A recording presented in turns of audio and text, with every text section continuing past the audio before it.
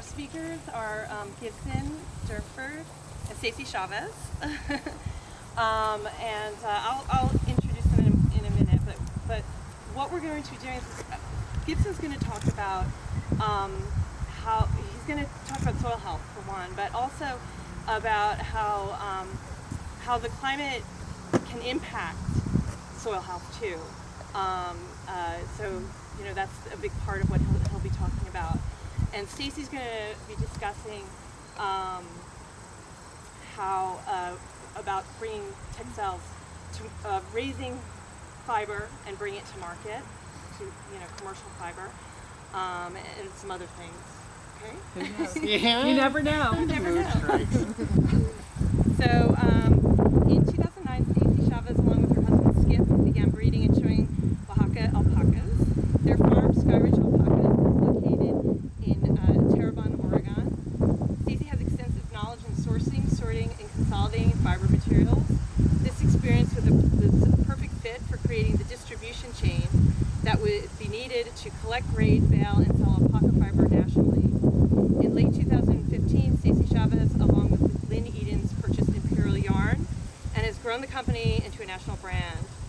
Today, Imperial Yarn continues to grow into a brand known for natural fibers that are raised in the U.S. and then manufactured in the USA. And in 2018, with the help of Rebecca Burgess, Executive Director of FiberShed, Edens and Chavez became a brand focused on marketing only goods made from climate beneficial verified fibers. And then the fiber pool, the climate beneficial fiber pool, was created in 2020, and Stacey oversees the climate beneficial fiber pool. Gibson, who has been our ag planner for the past few years, and he'll still be working with us in an advisory capacity. But Gibson, his day job is with the Watershed Agricultural Council. He directs the council's East of the Hudson Agricultural Program. In his role with the council, Gibson is responsible for working with farmers, government agencies, and nonprofit organizations to protect drinking water quality, improve farm operations, and preserve working agricultural landscapes in the East of the Hudson watershed. He administers the planning, design, and implementation of conservation practices on watershed farms, as well as the council's outreach and agricultural education programs. Gibson is also actively involved with urban agricultural projects in New York City and serves on the NRCS Technical Committee for Urban Agriculture. He completed his graduate studies in agro-environmental science with a specific focus in sustainable and climate-smart agricultural practices. And he's worked for farms in Europe, Canada, and the northeastern U.S. Someday I'll have a book to put that on the back page. That's very good as a book jacket, don't you think? Yeah. Wow. How So about that? we're going to start the tour with Gibson, and we'll walk a little bit, and we will end the tour up by the animals. So Stacey will speak up. Wherever you want. Okay, sounds we're good. pretty good. Bouncing off. Yeah. Yeah. So a couple things just before we start. Active farm, and all the animals here are working animals, so they're not pets. I just want to get that out there. This is a big day for them because they don't get to see a whole lot of people, so they're going to be very interested in us, as I think we saw earlier. Really best if when you're around them, nice and easy, slow, quiet, no sudden movements. And just let them come up and be interested in us. Probably when we get over there, they're going to come visit, and definitely at the barn, I think. We just want to be really easy and slow, and they're generally pretty curious, so I think they're going to be into us. These ones are probably already bored with us, so they got others. But yeah, the other ones will surprise.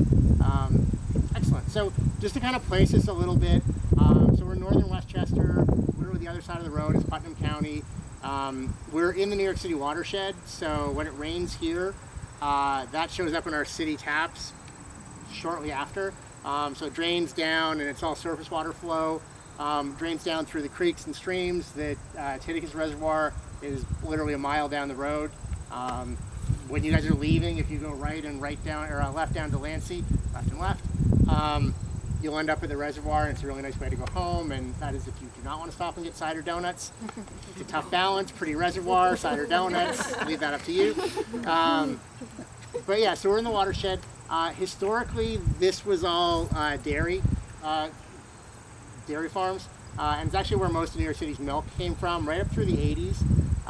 This particular place in the 80s, during the farm crisis, was sold as a dairy farm and became a winery. And that was actually the tasting room. Wines were awful, not really a great place to grow wines. So thankfully Lynn bought it and turned it into an alpaca farm. And it's a much better alpaca farm than it ever was a vineyard. It's an interesting point about the dairy farms because we did have literally a century of dairy cows on this, and so the soil is really, really, really rich.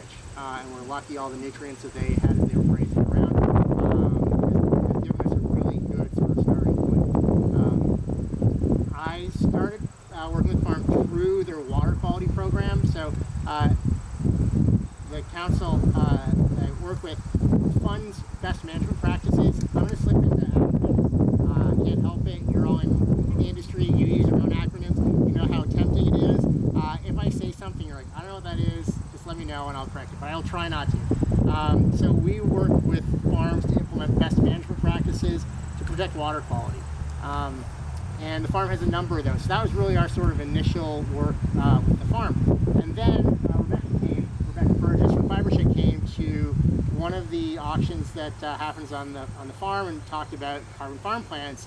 And it turns out pretty much everything that's beneficial to the climate and climate smart agriculture also has water quality benefits.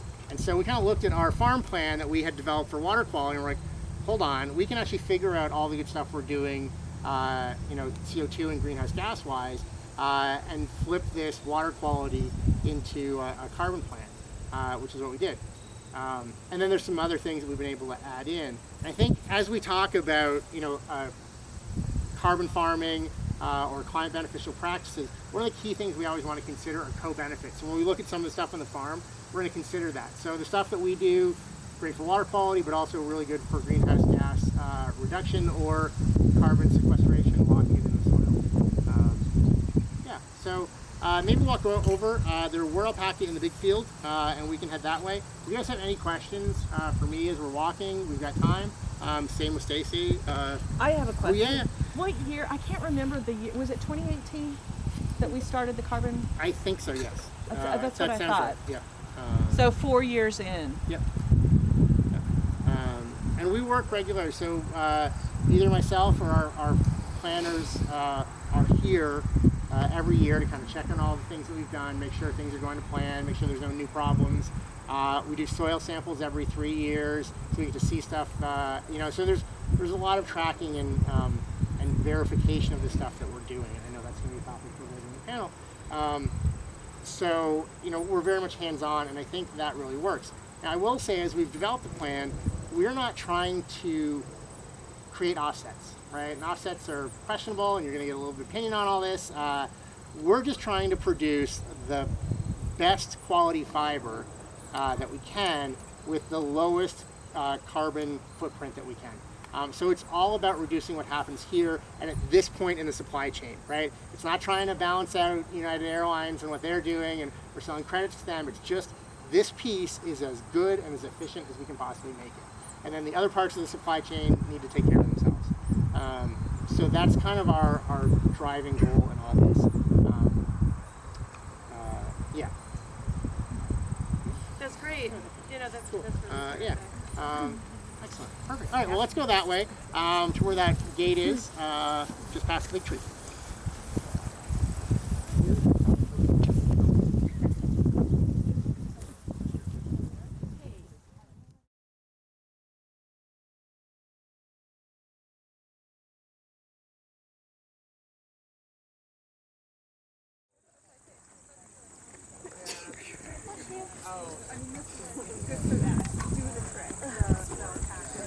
Okay. So a couple of things to look at here. I'm actually have you look back there first. So one of the most important soil groups that we can have for to protect against climate change, to sequester carbon, and to keep it locked in the ground are wetland soils. So all back here, basically running down to the reservoir, is a wetland. And the farm's got a great effort to protect that wetland, preserve it, and not disturb it. So the wetland soils are kind of, I mean, they're obviously mucky and gross and kind of smelly, like sulfur. And when we disturb them, if we put a plow through them or we dig them up or we have animals graze through them, they punch up the soil. There's two things that happen. That smell, you know, we have methane release, which is locked in that soil, and that's a really big greenhouse gas, like 30 times worse than CO2. And we can also have nitrous oxide release, which is like 300 times worse. So having those undisturbed and creating spaces like that on farms and recognizing the sensitive areas is literally one of the most important things we can do. And we should be protecting wetlands everywhere. We tend not to do that because they're gross and buggy and whatever. So we like to drain them and then disturb the soil, and then that's really, really bad. So projects like this to preserve these areas and really have healthy trees is super important. A word on trees. So lots of offsets. It's going to be a little hard on offsets today, so buckle up. Lots of offsets are really into planting trees. In the wetland, if we took oak trees, right, they're going to grow really big, lots of roots, big happy trees. If we planted them there, they would all die. The soil's too wet, they're not going to like it. We might get away with poplar, we might get away with some maples. Willows obviously would be pretty happy, right? So some trees are going to do really well, others aren't. But you really got to pay attention to that. So if we just said, hey, we're going to plant trees, we're going to offset all the gas we use on the farm, and we just threw oak trees in there, next year we would be replanting all those oak trees and nothing would really be happening. There would be no real sequestration, right? No carbon coming out of the atmosphere because they're just not going to make it.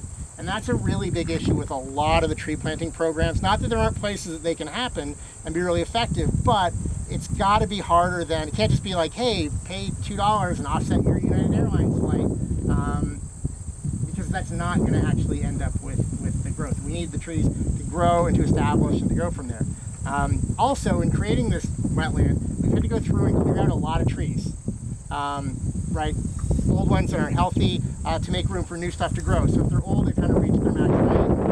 We can cut them down, wood chip them, and then use them in composting later, or use them around the farm or other places, and make room for new trees to grow. So sort of that balance, and it's got to be much more thoughtful than just we're going to throw trees in the ground. So wetlands, super important. And that brings us to another issue. Like, if we're going to talk about real climate beneficial practices, it needs to be permanent. Right? And so the wetlands are a good thing. If we're going to leave them, we've got to leave them. If we're going to put work into them and count them as a, you know, a climate benefit, we can't touch it. Right? If we're talking about climate beneficial stuff, it's got to be there for at least 30 years. Right? You holding your breath and not releasing CO2 does not help anybody. It just delays that. And so what we want to do is lock things up as long as we possibly can. Big growing trees, really great if we can get them established. Over here, we have pasture, right? The same thing goes from here. We put a lot of effort into making pastures rich in organic material. Organic material is really just carbon. And so there is compost that's spread on here. Grass growth is really carefully monitored. Ideally, our farmers are walking around with like a grass stick that tells them don't touch it below here.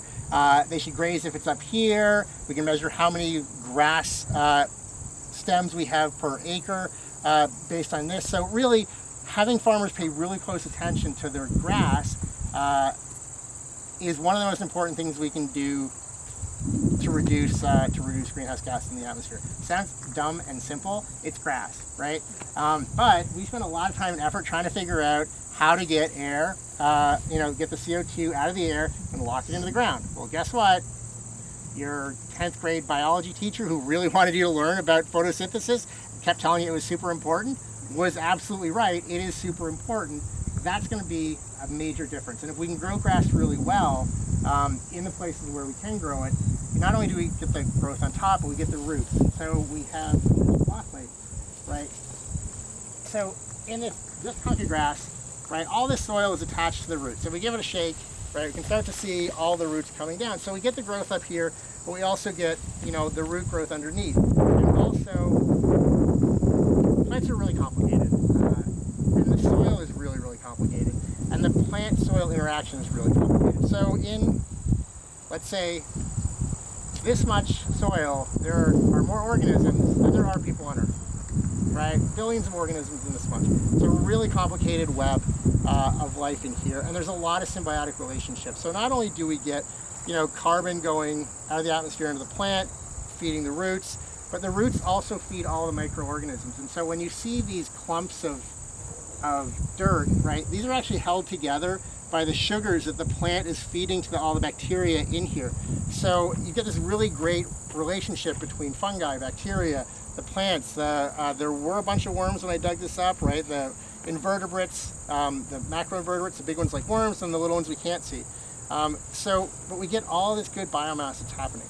And establishing this and having these roots grow deeper and deeper and deeper is really important, because that's how we get CO2 out of the air into the ground and then lock it away permanently. If we plow this field, all of that's wasted. So, and it goes back to that permanence question, right? So if we build the organic matter, we grow the grass, we have great roots, and then next year we decide, you know what, let's plant corn, because maybe the alpaca will like corn. They will not like corn, but we could do that. And we start to plow that, we're disturbing all of the life that's in here, we're breaking up all the soil, we're gonna lose just from the plowing alone. And then the roots are gonna die, and we're not gonna get that continued pumping down. And the corn is not gonna be the same as sort of our perennial grasses. So having long-lived perennial plants that are there year after year after year is really good. The other piece that's really important with this is where the pack of food comes from. Right? New grass was so interesting. There you go. Did not think you were coming here to have me yab on about grass. But so this has been recently cut for hay, right? So the alpaca out grazing now. They're going to graze this. They're going to graze all their fields, but it's also going to get cut for hay. And if we cut hay here, it means we're not buying food from somewhere else. So there's associated savings that, it's going to run, we've got to run tractors, there's greenhouse gases emitted from that, but we're not shipping at huge distances. That cutting of hay would happen wherever it comes from, but we're not having to transport it. So figuring those pieces into the carbon savings is really important. And it lets the farm be more efficient. It also saves a lot of money for the farm. Kind of goes back to those co-benefits, right? It's good for the climate, but also good for the farm in that sense, and lets them stay on farm. And if we were to buy in, concentrated nutrients, like dry feed, it'd be coming from the Midwest, and it would have thousands of carbon miles attached to it versus us being able to grow it properly here. And then the final piece, while we're here, is this bit, weedy hedgerows. So when you've traveled around, Western Europe, Ireland, UK, France, you see lots of hedgerows. They used to be really popular. People really like them. They're kind of wild spaces, woody, shrubby. They lost favor a while ago. They cut them all down. Because it wasn't so easy to drive your tractor in big, fancy swaths. You had all these hedgerows getting in the way. Well, they've very much come back into fashion for lots of reasons. One, we get woody growth, which means deeper roots are going to be going down into the soil, and we're going to get even better carbon spread out through. It's not just going to be in the top layer, it's going to be carried deeper. We get the woody growth, which is tying up carbon in that wood growth, and co-benefits. We're also going to have a really great habitat for pollinators, beneficial insects, birds, and that's really great. Like, these hedgerows can be important pieces in migratory birds, flight paths. So building them back into the farm is really important. Also helps with windbreaks and shelter for the animals too. So if you were to stand here, you might not be like, oh my God, there's a lot of good climate beneficial stuff going on. But if it's done right and properly and intentionally, these things make huge differences in terms of the farm operations. Yeah. Any questions? Yeah. I have a question, Gibson. Can you talk a little more about feedback loops relative to weather changes and how that impacts the soil itself? Sure. We talked a little bit about the drought in New York. Yep. That was underway, and Yeah. So that's complicated. So let's start there. And every plant is going to be slightly different, and drought versus dry is really different. So in a dry year, we can have a bunch of different things happen. So this year, the farm's probably going to get 2 cuts of hay. In a good year, you can cut the fields 3 times. This year, it's probably going to be 2 times because we didn't have as much rain. It was really dry. The grass couldn't grow as much. So that's going to make things a little complicated in the winter, but that's okay. The top may not be growing, but that doesn't mean the roots aren't growing, because when it's dry, that plant is going to start looking for water, and we're actually probably going to see in dry years better deep root penetration, which is one of the things we really want to have happen. So it's really interesting and complicated, but that may not be true for all grasses. A lot of the stuff in that has sort of longer, but our broadleaf, like dandelions, they have a really great deep taproot that can drive down. Clover, not so deep. So you can have, the climate is obviously going to drive what's happening, but then the plants are going to respond, and it's really hard. Trees, the same thing, right? We can see, when we look at tree rings, we can tell dry years from wet years based on the thickness of those tree rings when you look at them. And so this year the trees are not going to be putting on as much growth up top, but that doesn't mean the roots aren't also growing. And so we don't have those driving down.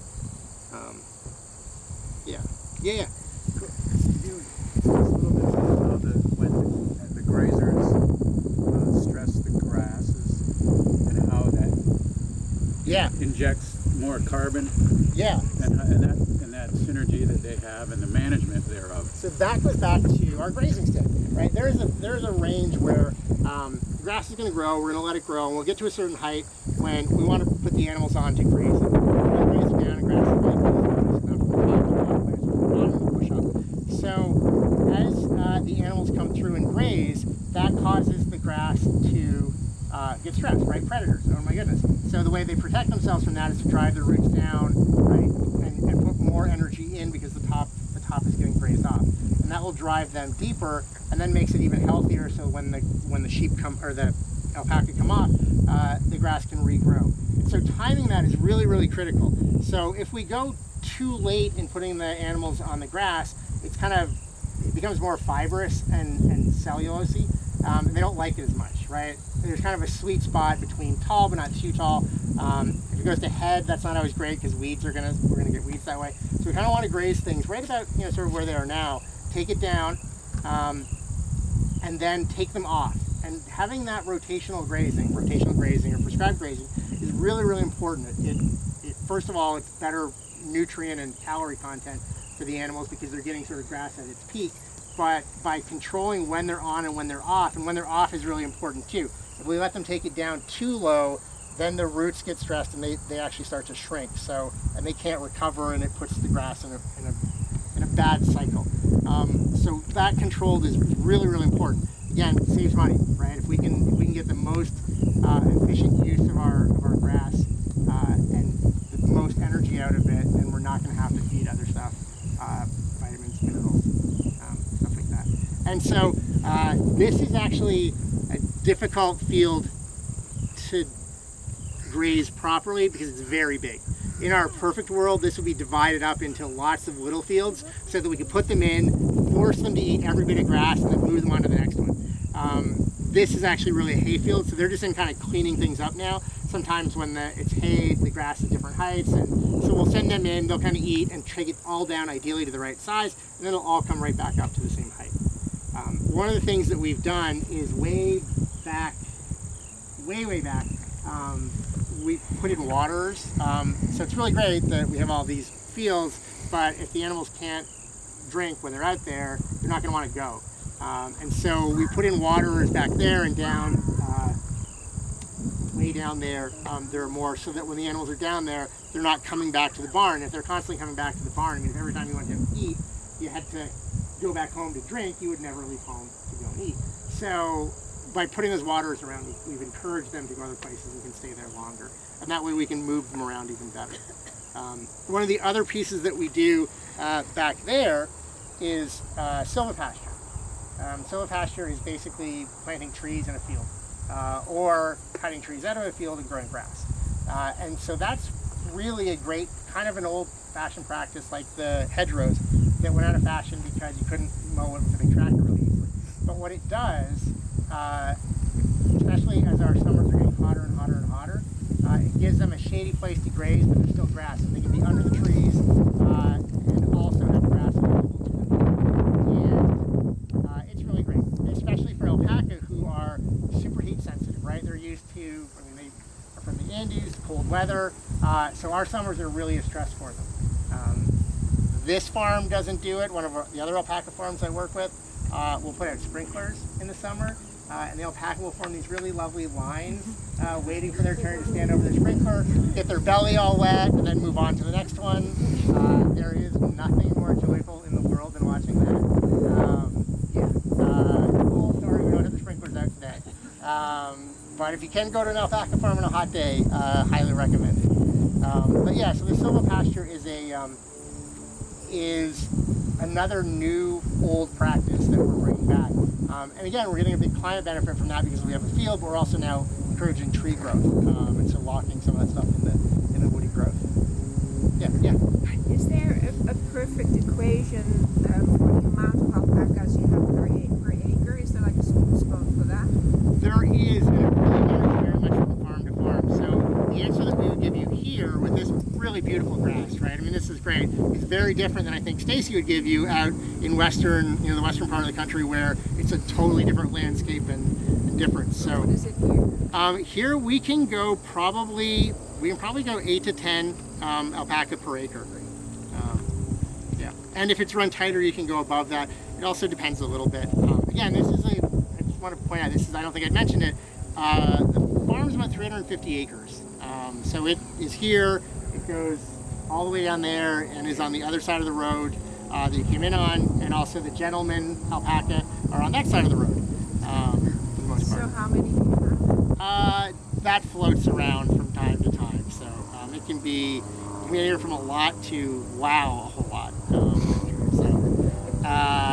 And way more than yeah. This is one of the bigger farms though in our region. And there's another farm associated with this further upstate near Syracuse, and it's very, very big, like 1,800. What's very big? Like 1,800 for that farm. Wow. Yeah. Most of the farms in our region are small. How many alpaca per acre Stacy, Yes. how many would you stock per acre? Here? No, at your farm. I use 8 to 10. Okay. You know, we rotate. We do tighter rotation. Yeah. We come in and we trim though. We do kind of the same thing. Yeah. We trim. Our animals are so spoiled. They like their grass freshly cut. They're pretty pampered, but yeah, I would 10. Okay. And more consolidated. I have a question about the overgrazing point. Like, is it a visual? Like, how do you know? Is it timing, or is it like a visual to know when the pastures have had enough grazing? Like, It's really a visual. I mean, it's really a visual. It's weird, but it's really a visual. Yeah. There is like proper grass growth, like a good lay is, there's kind of like a skill to it, and kind of seeing that. And again, it varies from time to time too, right? Like the height that we would have let the grass go to in August would be really different than what it could go to in the spring, when there's going to be water, it's going to be wet, the sun is coming out more. And the same now, as the days shorter, the grass is going to grow less, and so we're going to try to have it in a healthier shape for the winter. So, yeah. You got to do the math. Well, there is, and the grazing plan is really, a lot of the stuff is not difficult, but it's technical, right? So you've got to figure out how much grass you're getting. So when we harvest this, how many tons of hay are we getting off it, and then you can work back. So there is actually a lot of the record keeping, like everything. The metrics are important, and measuring them is really important to make it work out properly. Yeah. Cool. Yeah. How do you balance trimming the fields and trimming the alpaca? Is there for every one time we cut the grass, we'll probably have to trim the alpaca X amount of time? The alpacas get sheared the one time. Okay. And so that goes back to the timing, which is a separate thing. We'll just kind of put it out there. They're sheared generally in the spring, because when the summer comes around, you don't want them to have their heavy fiber on them. So they're generally sheared again. As the city is not very far away for those of you who drove up, they took the train. We're kind of on the edge of suburban development, right? And so as that spreads, a lot of the ag resources disappear. And so finding shearers is very, very difficult, right? It's a skill job. You can't, what happens if it's sheared wrong, the fiber is crappy. So finding someone who can do it really, really well is very difficult, and our farms have to basically schedule in, like when they're here this year, they're scheduling for the following year, and if something goes wrong, it's very difficult to change those schedules around. You know, some of us learn to shear just so they can be even more valuable to the farms and pick that up, but it's a really, really big, and that loss of agricultural resources is a huge issue as we see the expansion of like suburban urban growth up, and it makes things very, very difficult. Yeah. That's true for getting, you know, just getting vets in and getting, if an alpaca gets sick, I think it's going to Tufts, Cornell, or Penn State. So, yeah. The smaller farm that I'd mentioned, if their animals get sick, they take them to Boston, because that's the nearest, closest person who's an expert. And I also hadn't said, you know, the Little Creek has been very focused. Little Creek and Stacy, and you know the work they do, is the focus has been on farm genetics, right? Increasing the quality of the fiber and working with the genetics of the animals to keep pushing it, you know, better and better and better and better. And so that's been a really big focus, and I think that, you know, obviously is good for everyone. But that's something very driven in the farm's mission, is to make the animals the very best, highest quality that you can get. Which is why when the auction happens in June, you literally have breeders from all across the country coming here to buy those genetics. So, cool. Anybody else? Excellent. Are you quantifying the amount of carbon sequestered? And Hot topic. So, how? Or like, how do you, at the very least, measure change over time? Yeah. That's a great question. That's a really good question. I am not a fan of measuring. I know that is very popular to be like, well, what we did is offset 10 houses or 50 cars, or I don't actually think that works. U.S. Department of Agriculture, I almost did that there, has a Comet Planner that is basically a big carbon calculator for farms, and so you can use it to come up with a number, but it's kind of a fantastic number. So this year we may not know, because we can say, well, an average field will sequester a ton of carbon per acre if we do the following practices. But if it's a dry year, that throws it all off. Or if it's a wet year, it kind of inhibits a lot of the biological activity. So if it's really, really wet, we actually do get a lot less carbon sequestered. If we have a heavy rain and it washes part of the field away, that land disturbance takes away a lot of that, it's land use change, it's land disturbance, and it's going to release a lot of carbon. So there's so many wild cards in the whole thing, and it's so dependent. To say we did, 150 tons of carbon does not make sense for me. And the other challenge here, although this is a big farm for the area, it's really small, right? And you can maybe make this assessment for really large-scale landscapes, but to do it at the farm scale, I just don't think we can do that. Now, what we do, and I have that here, so I mentioned every 3 years, and it's maybe my favorite day, and it's definitely the intern's favorite day, is we'll walk around the field and we'll do soil cores, right? 20, 30 per field. The alpaca are very curious, and we usually walk around with buckets, and when we take the soil out, we'll dump it in a bucket, and they're convinced that whatever we've just dumped in the bucket is the most interesting thing. But they're also very orderly, so one will line up and jam his head in and say, well, that's just dirt, and walk away. And then you kind of look, and there's another 20 waiting to jam their head in. So it probably takes like 4 times longer because you're waiting for them to all check out. Having said that, no intern has ever complained because you literally have alpaca over your shoulder. But so we will do the soil samples and send them off. And so we're really looking for water quality wise, phosphorus is what we care about, because that drives a lot of the algal growth, whichever one you would prefer. You edit around that. So that's really bad for the reservoir, so we care about the phosphorus a lot. Nitrogen, we kind of get a side effect, and that can have plant growth implications, and also drives fertilizer use. But then the other thing that we really look at is the organic matter. So we'll be testing that, and we'll kind of get a number. And so if we're doing everything right, that organic matter should be going up. And for me, that's a much better indicator that we're doing it. But to ever say 100 tons is just not realistic. And so I would caution, and people can disagree, and I'm happy to have more conversation about this after, I would caution places that are saying, as we're talking about certifications and greenwashing, anyone who says we're doing this much, I'd like to see that map. Yeah. There are so many variables, Right. you know, you have to remember that everything's interdependent on Yeah. everything else, so it's hard to nail down. And plus, the weather changes Right. and shifts, you know, the data constantly, you know, from year to year.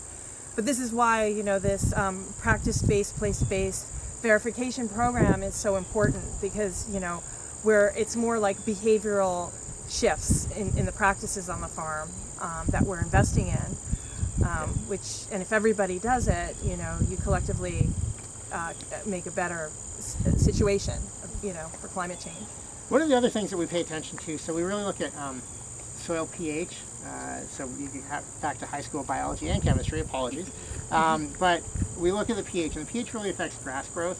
Over time, fields tend to get acidic. At least here they tend to get acidic. And that inhibits the grass that we want to grow, and a lot of weeds prefer those acidic conditions. So if we didn't do anything, we just kind of left our field and never tried to address that, you start to see a lot of milkweed popping up. Really great for monarch butterflies, not so great if you want to use it as a grazer, because it has some chemicals in it that animals don't like to graze. So we pay attention to that, and when it's too low, it starts to inhibit grass growth, and so we're not going to get root growth or stem growth. So we'll add lime, but producing lime actually has a pretty big carbon release, right? Because it's calcium carbonate and it's mined. So there's always this decision making of, do we need to apply it now? Should we wait? How much can we put on that's the minimum amount that's going to change it? So there's always constantly these decision making processes. And that's where sometimes the carbon calculators can come in, the comment that USDA has.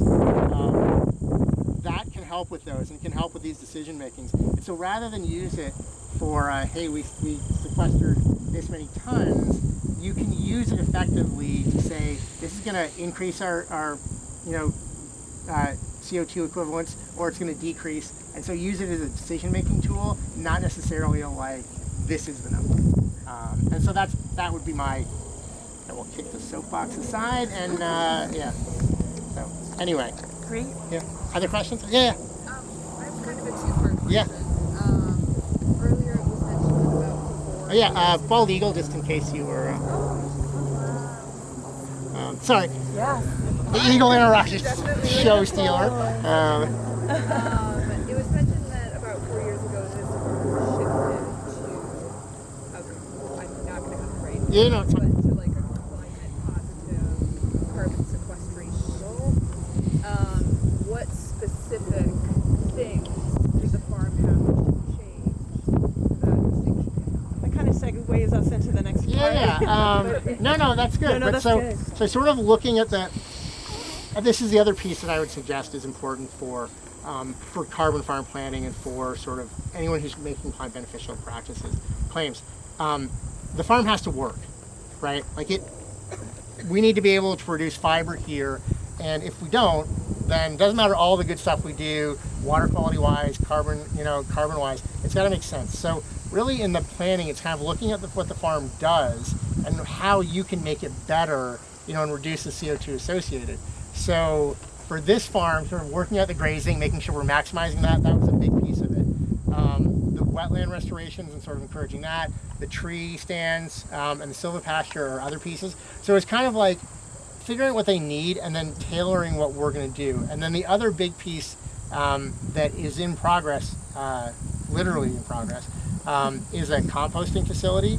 And we'll go over to the barn and kind of see the compost area. Chemistry, biology, and poop. That's quite a day we got lined up for you guys. But yeah, so.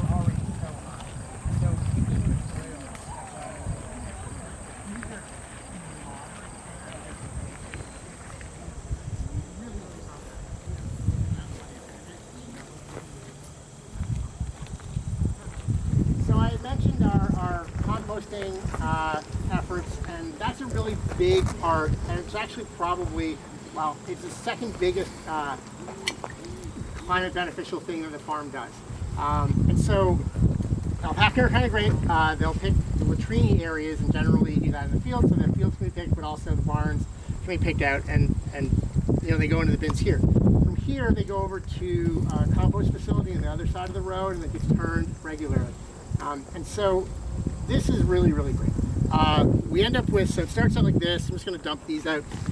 This is pretty fresh, right? That's not very old. You can kind of see you can still see the pellets. There's lots of hay that's visible, and it's hardly broken down at all. We'll turn it a couple times, tractor in, dump it, let it aerate out. We don't want it to go anaerobic because then we don't get the good microbes breaking stuff down, but we want to break down. One of the goals is to sort of make it indistinguishable, and so it's kind of a smooth black material when it's done, but it also generates a lot of heat as it's doing it, so when it gets hot it kills the microbes that might be in there, so if there was anything that it's just used on the field, so it's not like it's a food quality issue, but for the other alpaca we don't want to make them sick. So it kind of cooks and it'll get really hot, like 160, 65 degrees, and when it cools down it'll kind of peak to that. When it cools down you go in and flip it, and it'll get hot again. You can do that like 3 times and that's generally done. So it starts out obviously raw, lots of hay. The nice thing is there's lots of hay in here, so there's a good mix. The hay is going to provide carbon into the compost mix, and the manure is going to provide nitrogen, and so getting those ratios right is kind of important, and it kind of changes the speed. So it starts out like that. That's early stuff. As we go, you can see it's starting to change, but even in here, right, we can still have, you still got like hay pieces that you can pick out, but it's definitely changing in texture. This is a little wet, so it's going a little bit slower. But you can see in that breakdown. And generally the composting from start to finish will take about 6 months. If we do it right, the farm usually spreads like once a year, so there's less pressure for keeping up with that. And then by the end, we end up with this really nice, like really beautiful dark black soil. If you wave a seed over that, it's going to start to grow. Like this is really, really, really great compost mix. So we'll then take this mix and spread it out in the fields. Now, how much do we do? That's the big question. If we do too much, it can cause some water quality concerns, so we don't want all that extra nutrient there that will then flow down to the reservoir. And if the nutrient's in the reservoir, it triggers the algae to grow, because the algae is just a plant, so we're basically feeding the plants with that runoff. So we don't want to do that, but we'll use the soil test to determine how much phosphorus, nitrogen that we want to add into it. And all of this, I mean, this is just super rich in organic matter. And so we'll give the farm recommendations for each one of the fields, right? On this field you should spread 3 tons. On that field it should be 2 tons. On this field, actually it's really high, we don't need to spread any. And so we'll give them that. It's a really great, I mean, again, sort of these co-benefits where we're not having to buy in. If the farm didn't use their compost, they'd probably be buying in nitrogen in the form of fertilizer and then spreading that. So that nitrogen fertilizer production is a really big greenhouse gas emitter. And it's then being trucked in from wherever it's coming from. So we're able to eliminate all of that by recycling basically the material that's here. And this is mostly the grass that we harvested for hay, and then the straw that was used as bedding. So this is, really the greatest recycling that we can do. And we spread it on the fields, and then it kind of goes back, and we're really creating a closed loop on that. So that avoiding the nitrogen is big. So with the last, who'd asked about the where'd you go? Before, yeah, perfect. So before we had developed the nutrient management plan, they were buying in a nitrogen fertilizer, and we were able to cut that back by 80%, which is amazing because that's 80% less that they're spreading, but also 80% less money that they're spending on that. So really big win for the farm, and that goes into the decision making. So the last sort of piece about offsets or sort of verification claims is additionality, right? So the farm is going to spread this on those fields. Now, if we said to you, hey, we're gonna take some offsets and we'll spread this on the fields, and that will be really great because we'll be saving it, right? Sounds really great. You'd be like, oh, my efforts are helping, and we're gonna spread that. We're gonna do it anyway, right? There's gonna be some sort of fertilizer put on that field, So we're not really saving anything. We're just creating this false sense. So, making sure that whatever carbon practices we do, if it's sort of claimed to be on as a credit, has to be on top of what would already be happening. This has to happen, either this as compost or as a bought-in nitrogen. Now we could say we're saving whatever, and possibly that could be the offset, but it gets really complicated figuring out that additionality portion, right? Like, what are we doing? If we cut down that tree, but we're always planning to replace it with a tree, and we said, hey, help fund us and we'll do an offset for tree planting, that's not real. It's not a real thing. So these are kind of the big pieces. There's one other piece, and it is the single biggest thing that this farm does to benefit the climate. Any thoughts on what that is? Kind of some hints along the way. It's a trick question also. By being a farm, we are literally doing the best that we can with this land. If this was not a farm, it's 350 acres in North Salem. That would translate to about 75 houses on 5-acre lots. So if we turned this farm, highly desirable, who wouldn't want a house up there on that hill? As long as the alpaca came with it, it'd be awesome. But each one of those homes would have concrete, huge CO2 component, would have their own furnaces, their own water heaters, all that. So preserving the farmland and keeping it as it is and not letting that land use change, which is, again, the single biggest outside of, literally burning fossil fuels, that land use change is the single biggest greenhouse gas driver. By keeping it as a farm, we're able to, make a huge impact, plus all the extra stuff that we're able to do along the way that is locking carbon away. So we'd lose all that and the ability to continue doing it in the future. So that, and again, told a trick question. But that's kind of all I have. Now you go look at the alpacas. Stacy will go in there and look at them, and this is the fun part. The poop section is over. In you go.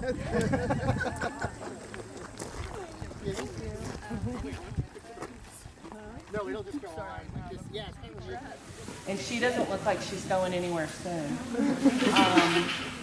We, again, shear them once a year in May, and that's kind of where I began. I worked with sheep ranchers that were some of the first climate beneficial ranches to be verified, and I'm the connector through the American supply chain. So I aggregate the wool in California, I move it across the country to North Carolina where it's washed and put into top, which is the first stage of making yarn.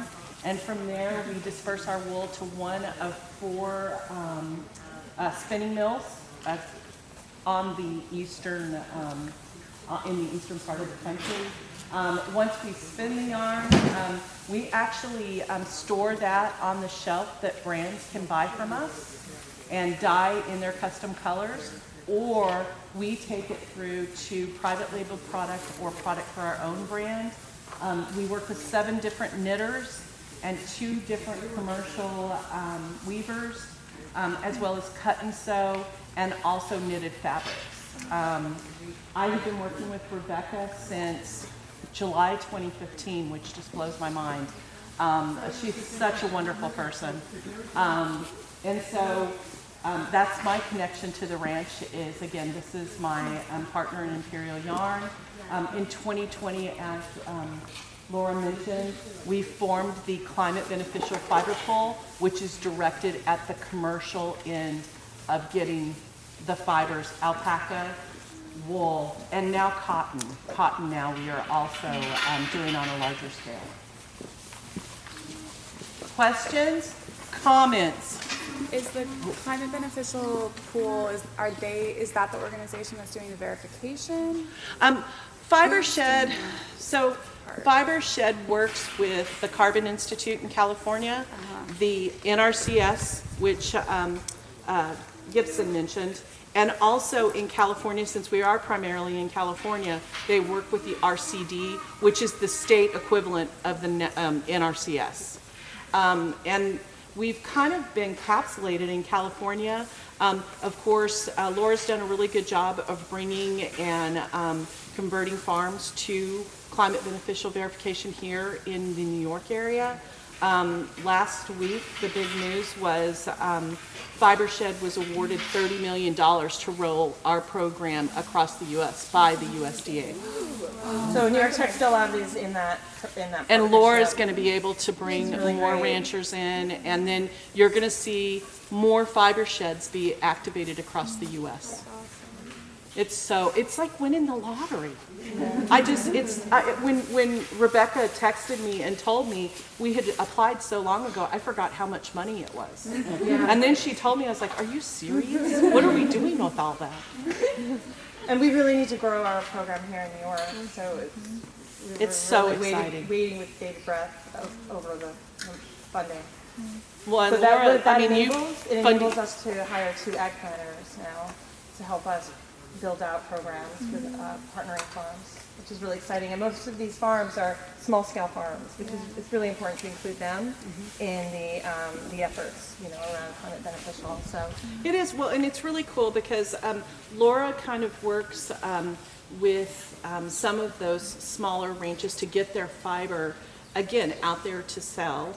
And then she and I collaborate on a lot, because I'll have a new designer that comes in that needs to start the process, and so I can send them to Laura, and then as they grow up, they can come to, well, we do both anyway. Yeah. It's so, because I do yeah, sell. we have a very nice supportive. I love it. I mean, Yeah. it's not really a job. It's a way of life, and I've become a convert. Stacey, do you want to talk a little bit about the inclusion of ranches in the programming for climate beneficial and how that works? So a ranch comes to us and wants to become climate beneficial verified on the commercial end. I'm not as good. Well, it's Right. kind of the same. Right. And so the number one thing we do, which is what Gibson mentioned, is we go in and we soil test. Because first off, we need to figure out what we need to put back into that soil and what we need as far as growing healthier subterranean life. And so through the USDA, you can go to their website and you can find that we actually have 35 practices that we can implement on a ranch. And when we go in and we start the process, I really look for the low-hanging fruit. What can we jump into fast and the quickest? The Carbon Farm Plan is 1, 3, and 5 years. So in year 1, they have a list of things they can do. If they complete them all, there's no reason why they can't move to year 3 and start another program. The way that we purchase our wool helps fund that, because we purchase our fiber based on the international market, which is actually better than the American auction for wool. And we also give them a incentive over and above that, which is specifically earmarked for those carbon farm practices on the ranch. Questions? That's a lot of information. I knew not, there's times when I get this blank look because I'm not science, I'm more about marketing on the other end. Oh God, don't ask the hard one. Going back to the breeding and the numbers of alpaca, what would you say, like when would you try to breed them if they're going to be pregnant for a whole year? I breed my animals at 2 years. I let them come. I feel like there's it's a healthier, some people use a weight. I use 2 years. I feel like they're developed enough, they're ready to become moms. We do field breeding, and we also do hands-on breeding, so it kind of depends on the program. I'm much smaller. I have alpacas, we have Rambouillet sheep, fine merinos, and as of next week, I'm getting goats. I know. Funny farm fiber. Funny farm. And then how, like, if you wanted to become an alpaca breeder, is it possible to make a living? And like, what size what size of operation do you need to like bring you into the blacks? You know, we have alpaca ranches. I have the Disneyland of Alpaca Ranch, 3 miles from me. No, 3 minutes, what am I saying? And they have a beautiful walking tour through their ranch. Somebody got something. Oh, they're opening a field. They have a beautiful walking tour through their ranch, which ends up in their store. And they do quite well. They sell animals, they breed animals, they show animals, they have the store, and then also just the people coming through. Do you remember, Tangi, how much they sell feed for $5 a bag? How much money a year do they make? Over $1 million. No, it's Yes, not a it million. was. No. In sales. Oh, in sales. It's just the bags of feed. feed that at $5 where you go with your children and you want to feed. Well, I love to feed. I'm still a kid, and so just that sustains the hay that they need to buy, the feed that they need to buy, and so there's a way to build it. And then of course we work with them and we provide private labeled goods for them to sell at their ranch. So it's sort of a multi. It is. I mean, there's a lot of function. different ways to make money. You can sell the animals, you can breed the animals, you can become a producer like what we do, doing more of a commercial product. You can also have that on-site store. Some people only have the store open for say 10 months a year or 9 months a year. It's kind of, you can do any piece and part or you can do it all. But, bringing other types of fiber to market, like wool fibers, I mean, it's a challenge. I mean, for farmers, especially smaller scale farmers. I mean, there's something called efficiencies of scale that are very real, and Stacy knows all about this. And this is important, to keep the price point at a competitive rate.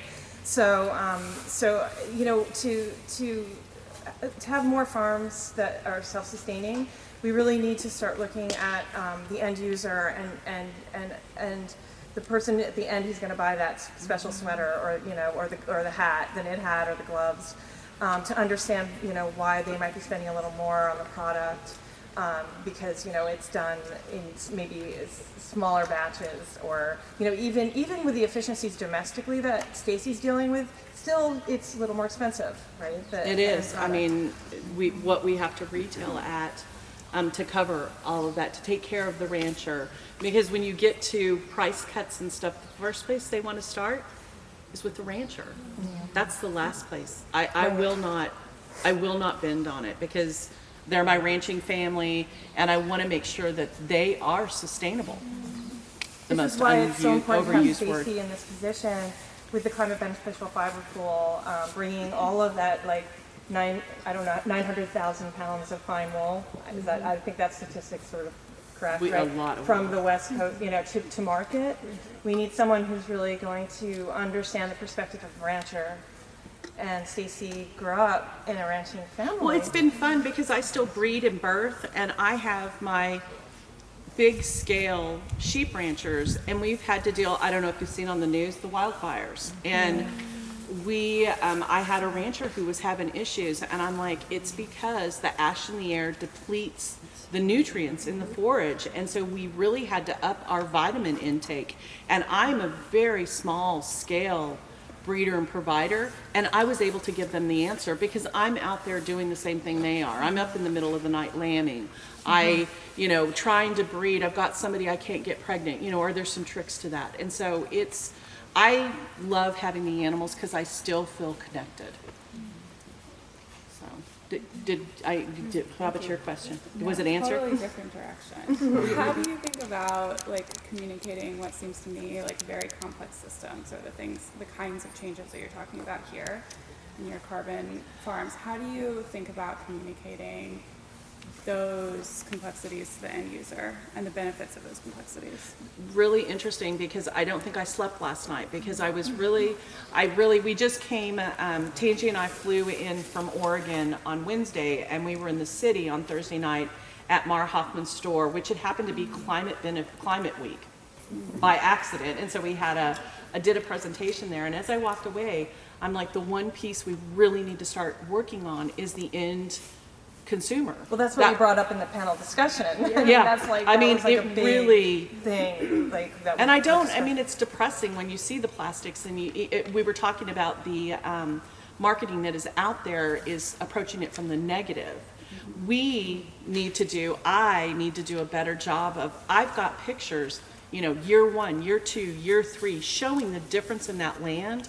And I love to go back. What really lit my fuse was watching Alan Savory's TED Talk and how he changed that land in Africa that looked like Mars, and now it's lush and green. And these animals are so important to that. That just the grazing animals, and by grazing, they're actually turning that soil and putting those, what is it called when you aerate? They're naturally aerating, and then as they're walking around, they're fertilizing and they're watering. I'm not allowed to say the P word or the other word. She's here. If she wasn't, I wouldn't say. So the animal integration on farmland is just such a benefit. It's huge. So we have to remember and that it's huge for my soul. Vegan, the vegan perspective is, difficult because we don't want to be supporting extractive fossil fuel-based materials.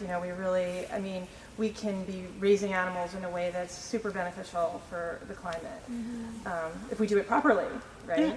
So, yeah. Somebody else had a question? Wait, there was one here, and then I'll go over there. Yes. So I was just wondering, how many people do you have on your farm working with the day-to-day operations? Well, I have one big crybaby. That is my husband. No. I have 2 other people that come in. I have a very small, and they split time between doing this, and then they come in and help pack orders and help in the warehouse. And so they get to see the whole system. They're there for sharing. They're there when we're packing up to send out the fiber to be made into yarn, which I love, because her daughter is making my yarn right now in Idaho. How cool is that? My farm yarn. And so it's been really, I think it's really rewarding for them. Maybe that's the education piece. Maybe that's what we should be filming is, that transition of we shear the animals, we make it, it goes somewhere, it comes back, and then we have these socks. And so we do, the farm to table was the precursor to what we're doing.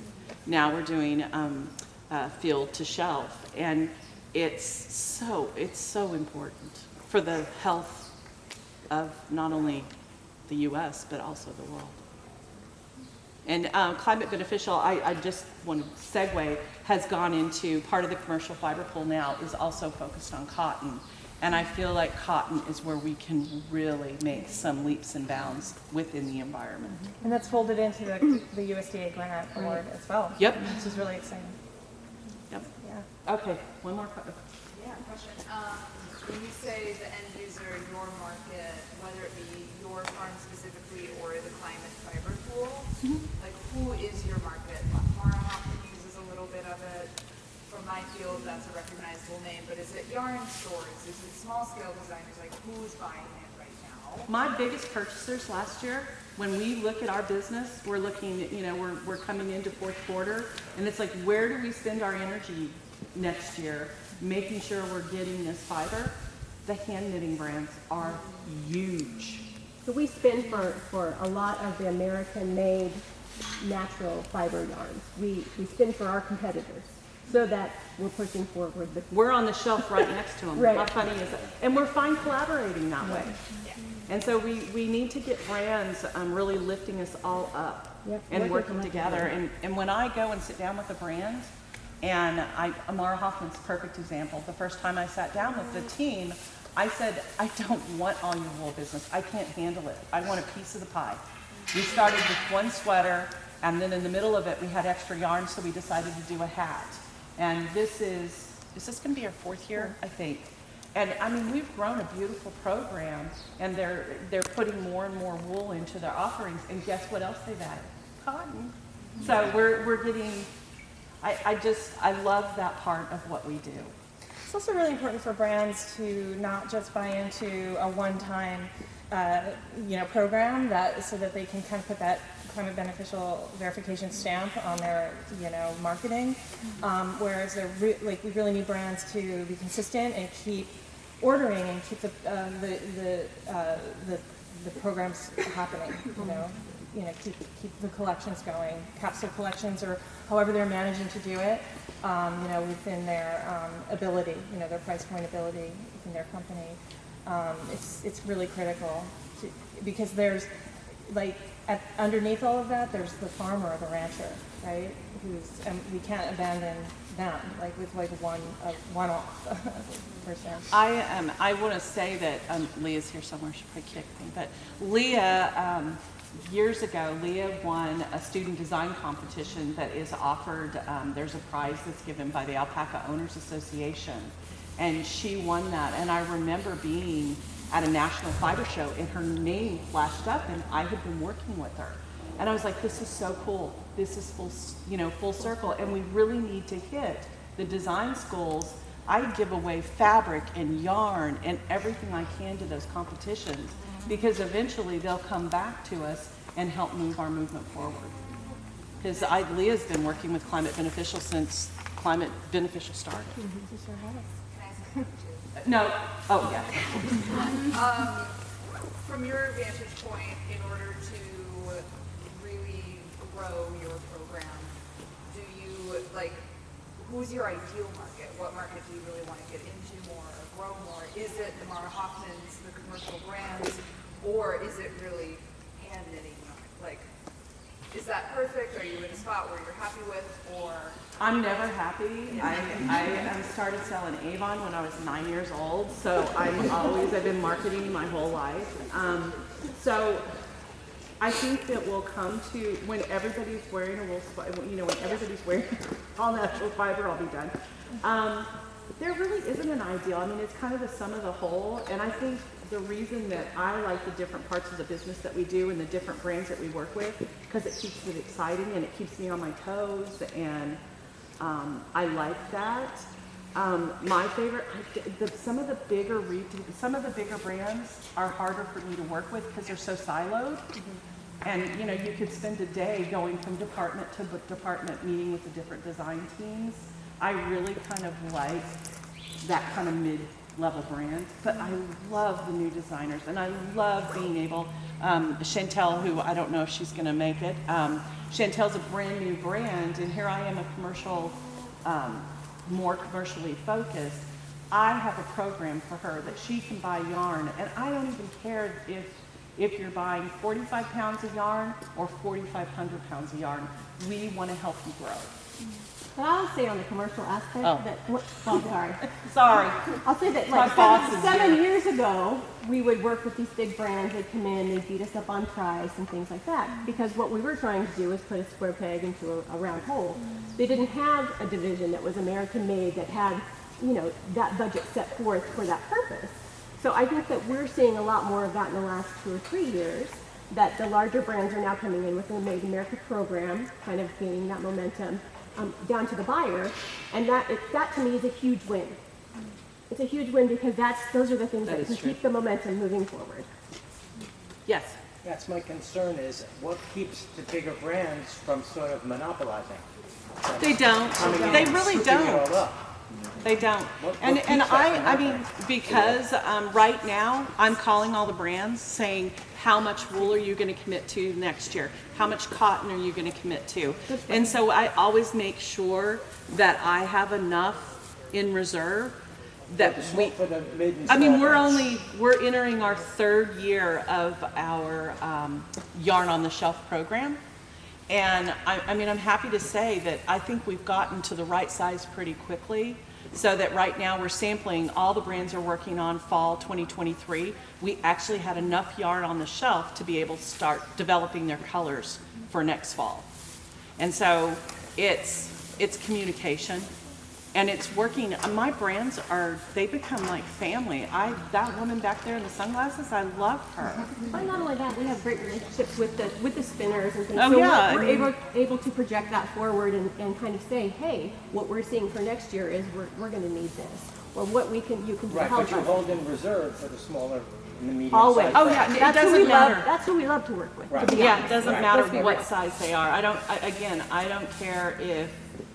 I mean, the smaller brands are easier. I mean, I can get my hands on yarn pretty quickly. Some of the bigger, if somebody comes in and, wants 10,000 pounds of yarn right now, we've got to spend. Right. So it's, I like all levels because it keeps it exciting, and I love the new designers and the excitement as they get those first designs. Yes? Could you explain briefly the process of making the yarn, like from the alpaca to the Yep. yarn? So it's the alpaca is shorn, and we have to in wool we class. So in wool is much easier because it's all pretty much white wool. It's a certain length, and so we're either going to direct it to a woolen system or a worsted system. Alpaca's a little bit harder because there are 22 colors. And so when we grade and class in alpaca, we actually create 6 colors out of those 22. We're mixing together the fawns and some of the lighter browns to make a fawn heather. We do the same with the brown heather. And then we have the rose grays that we build. I mean, Laura's sweater is a beautiful, that would be more of a rose gray to me than a gray. We're doing the same thing in our region. We're actually using alpaca colors, no dyes to, yeah. And so then it's washed. The hard part with alpaca is you have to have someone, a commercial spinner, that has a carding machine. And so much got centralized with the wool that there are still a few spinners around that have the carding capability on the commercial level to be able to get that into roving, which is the first step in making yarn. Then through there it goes through the pin drafter, it goes to the frames, then we ply, we go on cones, we make skeins, and it sounds so easy. So I'm just keeping an eye on the time. Yes. I think we should Go. Yeah, just to. If anybody else has a question, just grab me. Yeah. Thank you, Stacy. Thank you so much. That was fantastic. Thank you. Okay, so we're going to check out the